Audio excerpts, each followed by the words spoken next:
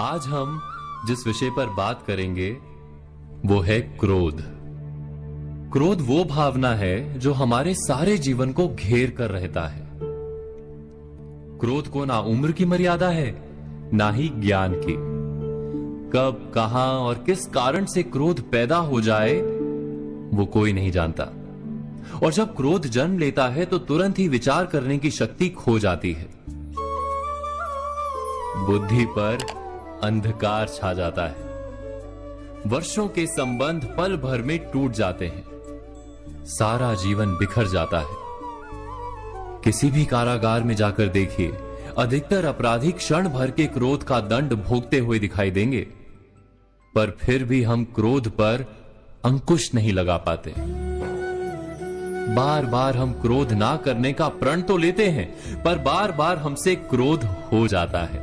ये क्रोध वास्तव में क्या है, क्यों जन्मता है और क्यों अंकुश में नहीं रहता?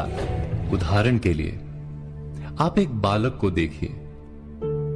उसे किसी वस्तु की इच्छा होती है और उस समय अगर उसे वो नहीं मिलती या कोई उसे भयभीत करता है तो वो प्रतिक्रिया देता है। बालक की प्रतिक्रिया क्रोध है, क्योंकि बालक निर्बल है, निसहाय है।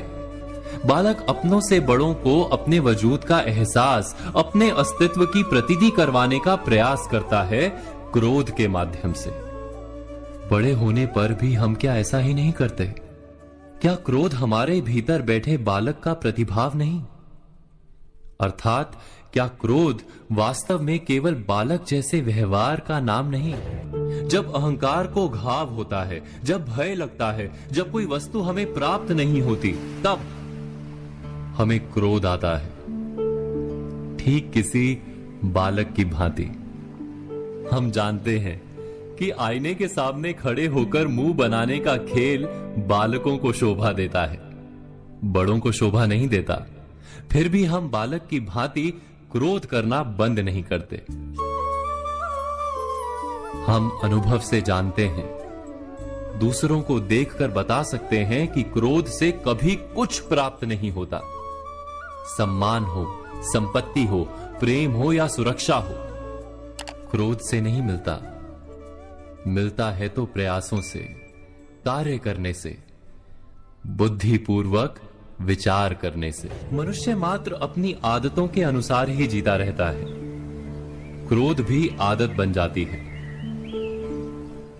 हमारे चाहते हुए भी हम अपने प्रतिभावों को रोक नहीं पाते। हम स्वयं को बड़े या पुख्ता मानते हैं, पर थोड़ा सा कारण मिलते ही हमारे भीतर का बालक क्रोध कर बैठता है। अर्थात क्रोध वास्तव में और कुछ भी नहीं, हमारी बालक बुद्धि का नाम है। जैसे ही हम इतना स्मरण में रखें कि हम बालक नहीं, बालक जैसा व्यवहार हमें शोभा नहीं देता, वैसे ही क्रोध स्वयं ही बंद हो जाता है।